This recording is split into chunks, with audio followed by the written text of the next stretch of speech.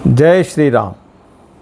संकेत लोकमंच के माध्यम से आज आपके समक्ष अपनी पुस्तक रामलला को प्रस्तुत करने जा रहा हूँ कुछ दृश्यों के माध्यम से।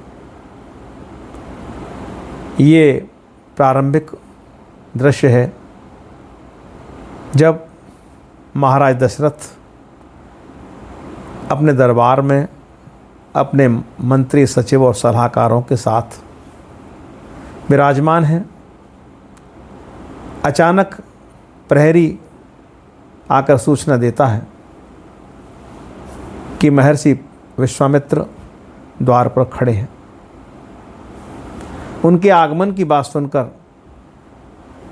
महाराज दशरथ बुरी तरह चौंक जाते हैं, क्योंकि महर्षि विश्वामित्र के क्रोध से सभी भिज्ञ हैं, अनभिज्ञ कोई भी नहीं है। तो वे प्रहरी को पहले तो बोलते हैं कि उनको लेकर आओ, लेकिन जब उनको लगता है कि नहीं ये बात उचित नहीं होगी तो वो उनको रोक देते हैं। बोले नहीं, मैं स्वयं ही जाता हूँ। और वे स्वयं जाकर उनको अंदर लिवाकर लाते हैं और अपने ही सिंहासन पर बैठने के लिए उनसे आग्रह करते हैं। लेकिन वे महाराज दशरथ के सिंहासन पर न बैठकर दूसरे स्थान पर बैठते हैं। तत्पश्चात दरबार की समस्त कार्यवाहियाँ महाराज दशरथ स्थगित कर देते हैं और विनम्र भाव से उनकी चरण वंदना करते हैं, चरण पखारते हैं, अपने अंगवस्त्र से उन चरणों को पोंछते हैं और उचित स्वागत सत्कार के पश्चात फिर एक विनम्र वार्तालाप दोनों के मध्य प्रारंभ होता है। महर्षि वशिष्ठ ये सब कुछ बहुत ध्यानपूर्वक देख रहे हैं, क्योंकि वे जानते हैं कि ये सब कुछ एक पूर्व सुनिश्चित योजना के तहत ही हो रहा है। तो आइए देखते हैं कि इस दृश्य में क्या वार्तालाप महाराज दशरथ और विश्वामित्र के मध्य होता है। विश्वामित्र: राजमहल में सब कुशल तो है महाराज। दशरथ: आपकी कृपा है ऋषिवर। विश्वामित्र: आपका राजकोष तो धन से पूर्ण है ना महाराज। दशरथ: पूर्वजों का प्रताप है ऋषिवर। विश्वामित्र: आपकी प्रजा सुखी और संतुष्ट तो है ना महाराज। दशरथ: विधाता की अनुकंपा है ऋषिवर। विश्वामित्र: आपके राज्य की सीमाएं सुरक्षित तो है ना महाराज। दशरथ: महादेव की कृपा है ऋषिवर। इन कुछ औपचारिक वार्तालाप के पश्चात एक सन्नाटा दरबार में पसर जाता है। दशरथ पुनः उनसे प्रार्थना करते हैं, मुझे आदेश देकर अनुग्रहित करें ऋषिवर कि मैं आपकी कुछ सेवा कर सकूं। विश्वामित्र: सेवा तो एक व्यापक शब्द है राजन। मेरे आगमन का उद्देश्य आपकी सेवा ग्रहण करना नहीं। मैं तो आपके द्वार पर एक विशिष्ट याचना लेकर उपस्थित हुआ हूं। दशरथ: मैं कृतार्थ हुआ महाराज, आज्ञा करें।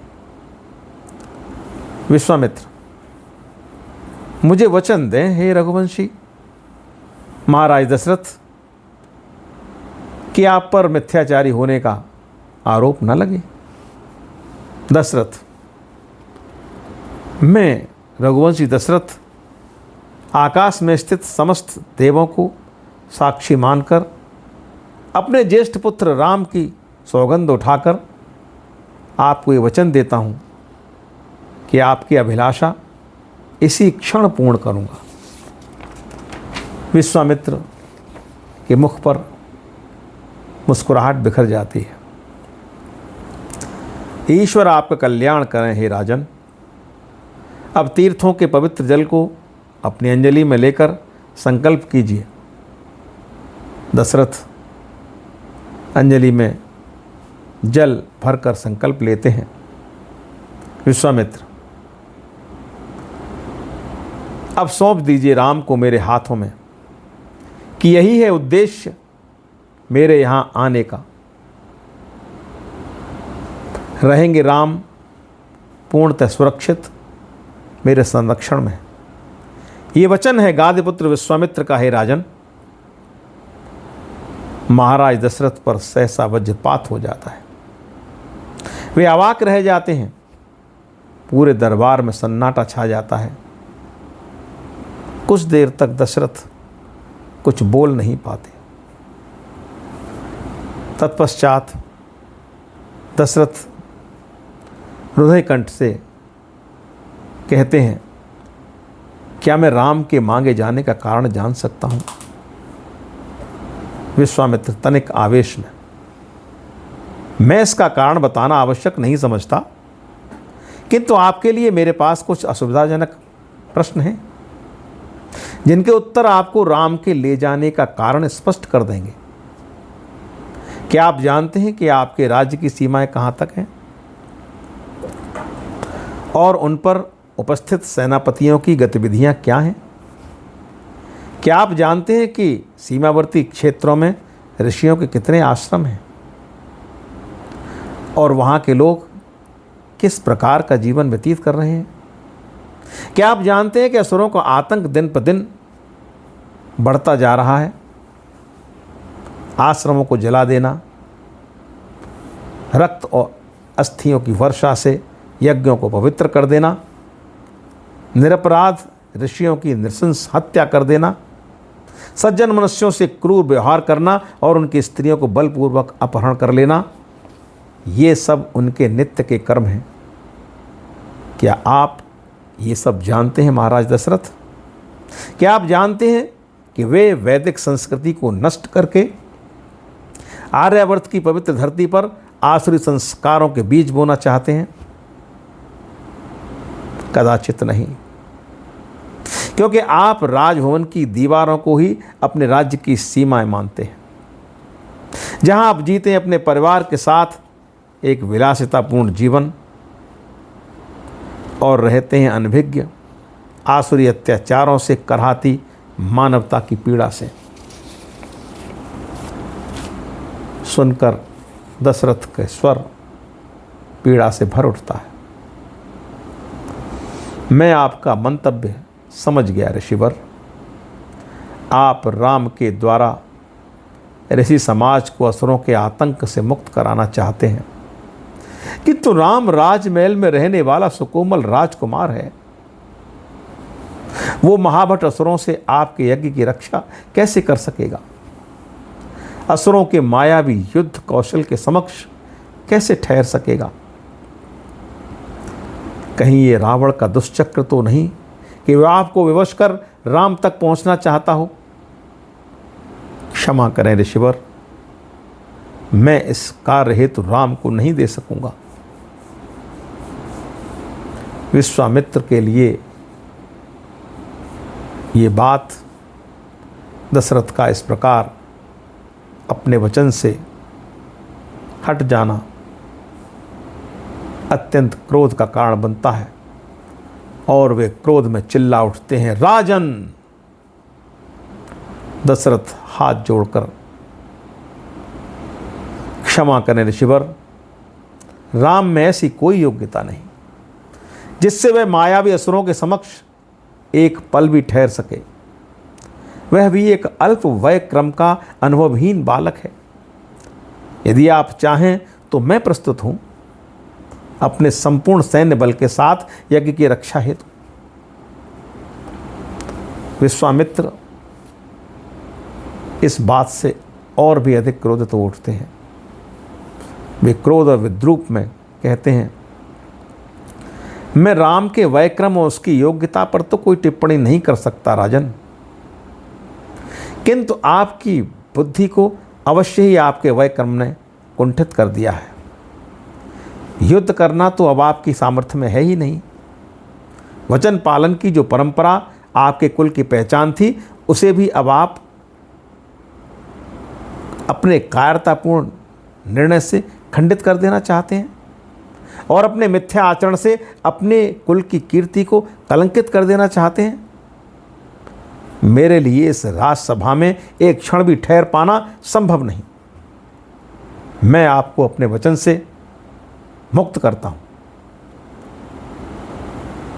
वशिष्ठ इस वार्तालाप को देख रहे थे। उनको लगा कि अब ये बात बिगड़ने वाली है, तो वे खड़े हो जाते हैं और शांत स्वर में महर्षि को समझाने का प्रयत्न करते हैं। वशिष्ठ कहते हैं, ठहरिए ब्रह्मर्षि, क्रोध के आवेश में शीघ्र ही निर्णय कर लेना उचित नहीं है। महाराज दशरथ ने पुत्र वियोग की पीड़ा दीर्घ काल तक सहन की है, अतः पुनः उसी पीड़ा का वर्णन करना उनके लिए कठिन है। इस क्षण वे गहरे अनिश्चय की स्थिति में हैं, किंतु वचन देकर तोड़ने वाले मिथ्याचारी वे कदापि नहीं हैं।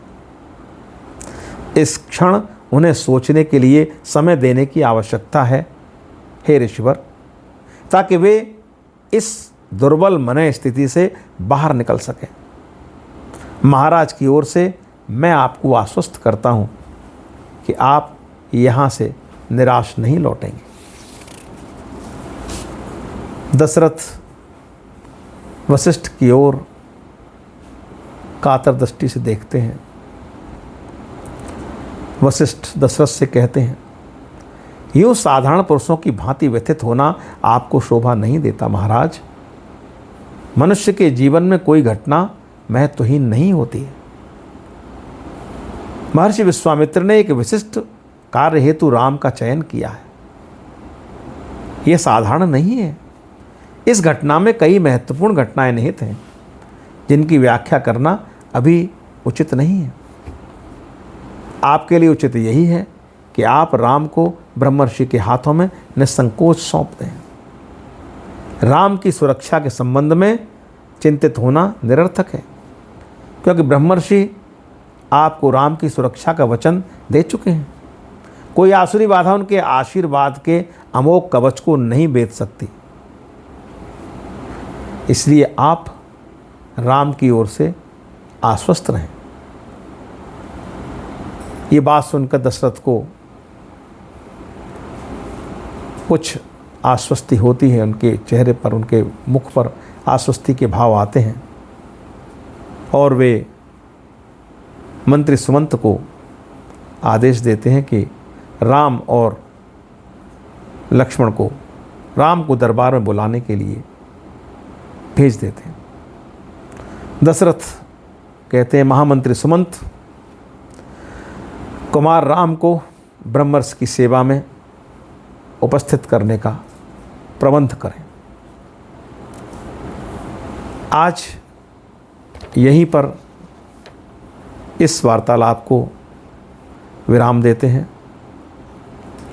अगले वीडियो में इससे आगे पुनः उपस्थित होऊंगा। आप अपने सुझाव अवश्य दें।